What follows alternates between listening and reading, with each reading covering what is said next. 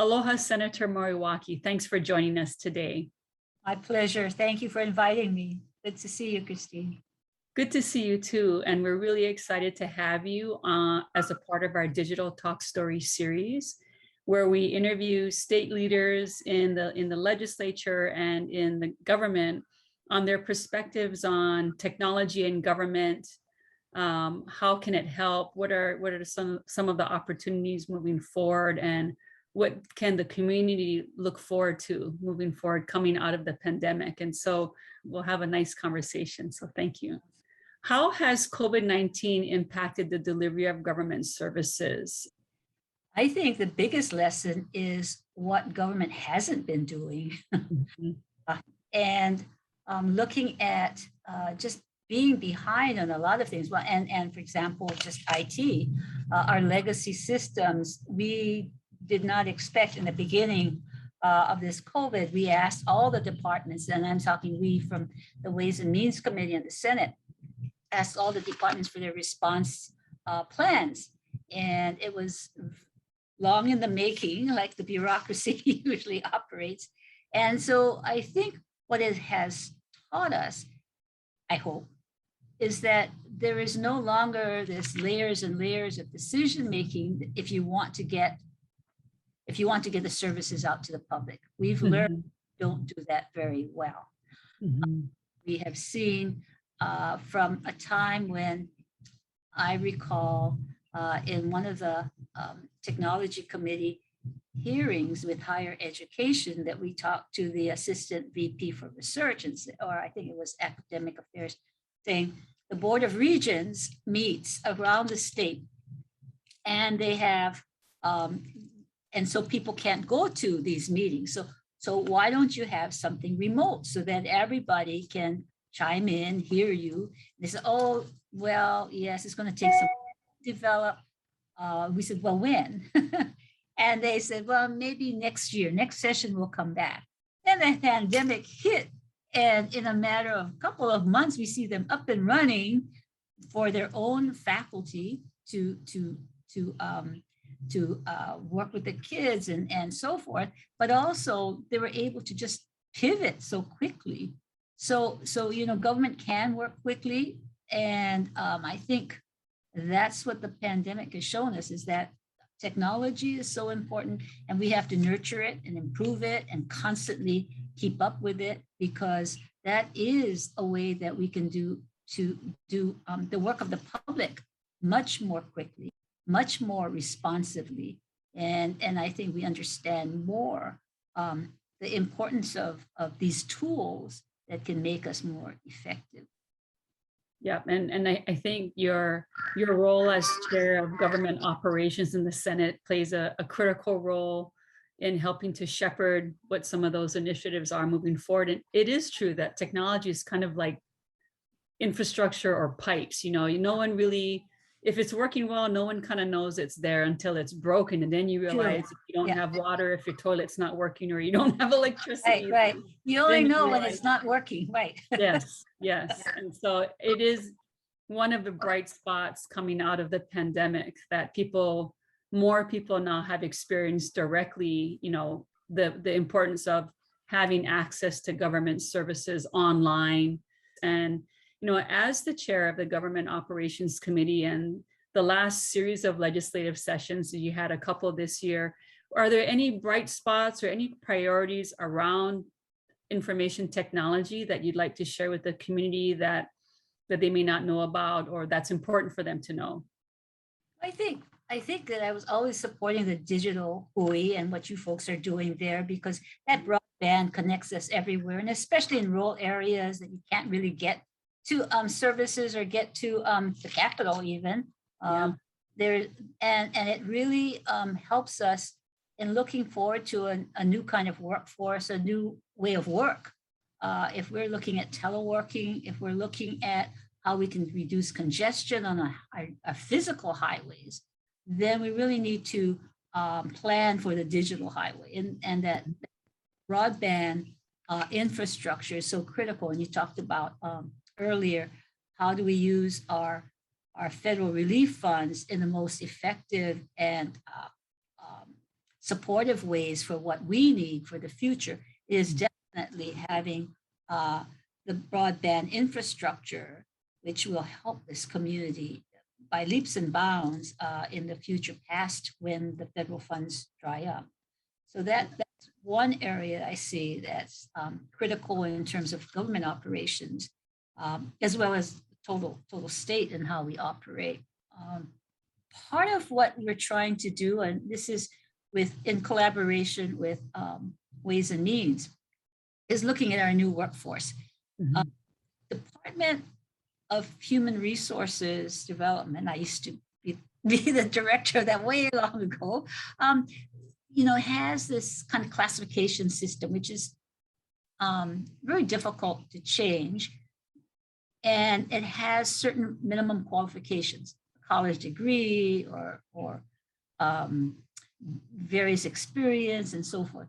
When we look at the youth of today, they know more than we do how to Google how you deal with this or that, and they have a penchant for that. They know how to do it. So why are we saying you need a college degree when you may need certificates in cybersecurity, whatever it is? There is a stream of courses that you can take, and when you're interested in it, you learn quicker and you get adept at it. And why not bring those youth who may not have a college degree, but certainly have the expertise and training up with certificates, can really be the workforce of part of our workforce for the future. And I think once you get the kids in and they see, I need to have more training, I need to have a degree here or courses there, and the state can pay for that, we develop our own workforce. And I really want to grow our workforce in IT.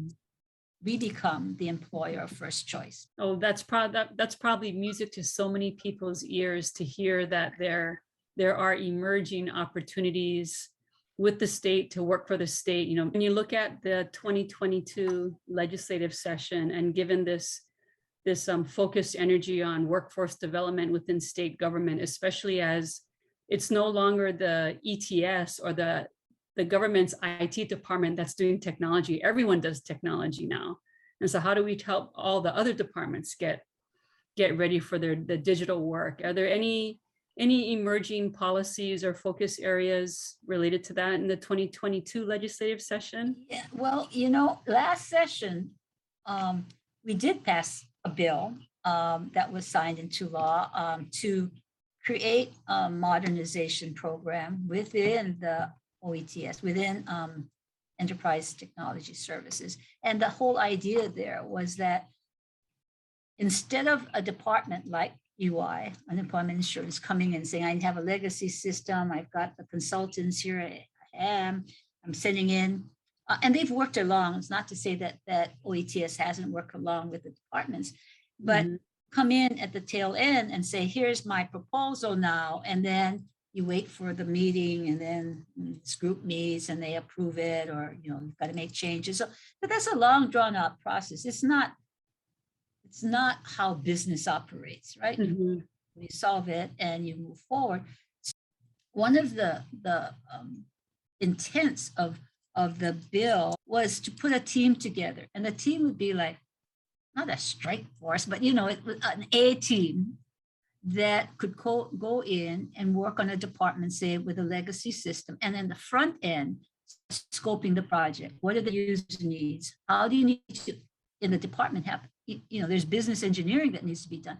How do you do that? And in the process of giving them the tools, you also talk about how do I transform my department or division so that we work more efficiently, so that it's not garbage in, garbage out. You put in what then can help you and help anybody in that division have at their fingertips the data needed to make decisions. So that business engineering part is part and parcel of how you transform. It's not just the hardware. The technology, absolutely. It really is the people and working with the people together.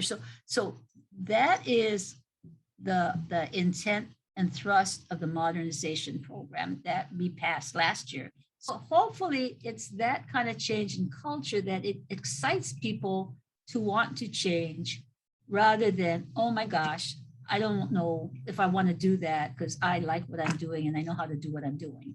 Yeah. And that's a culture shift that has to occur to make it exciting and meaningful work so that I really feel I'm contributing in my part of this project to making government work better, but basically serving the people better. You're right, Senator. All those things need to go hand in hand together. And it sounds like we have a lot to look forward to moving forward into 2022. I have to give Senator Dela Cruz, the chair of the Ways and Means Committee, a lot of credit because he sees the big picture and it's really exciting because we're looking at, and with Senator Wakai, we're looking at if we want to grow our economy, if we want to grow our workforce and keep our kids home instead of moving to the mainland for better jobs, we need to look at economic development in a way that works.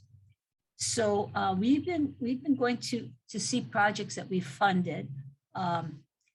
We've been to Kauai and the Big Island. And what we're finding is that we are the catalyst for change in those communities because the concept that we're giving them is what people call collaboration, people call partnerships, and all those things that sound good.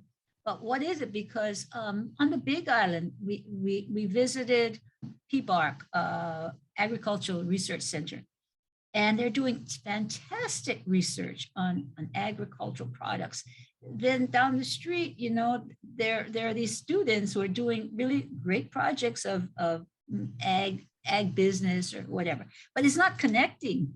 So you've got the kids who are learning something, which could really be interned or products from PBARC or their research can get the kids into ag business or ag research. That's better than hoeing the ground as a farmer, right? But looking at the whole picture.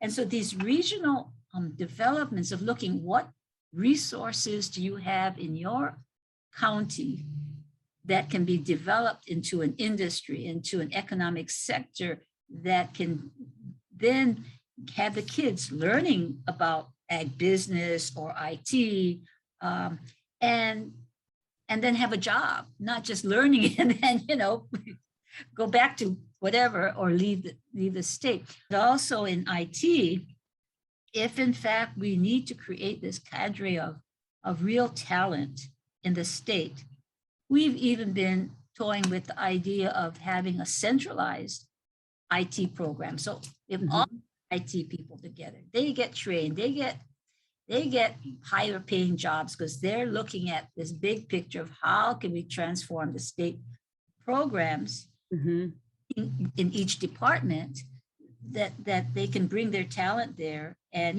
they can stay there or you can move once you end the project, but it's not just so siloed. All of those projects are exciting, Senator, and in the past, Transform Hawaii government has actively supported initiatives like that. So we do look forward to working with our community colleagues and supporting those initiatives. It was a pleasure having you. And I don't think it's going to be the last time, especially as we head into next year. So looking forward to talking with you again in 2020. Me too. Okay. Thank you, Christine. Thank you for your leadership and the work Transform does. Thank you. Thank you very much. Aloha. Aloha.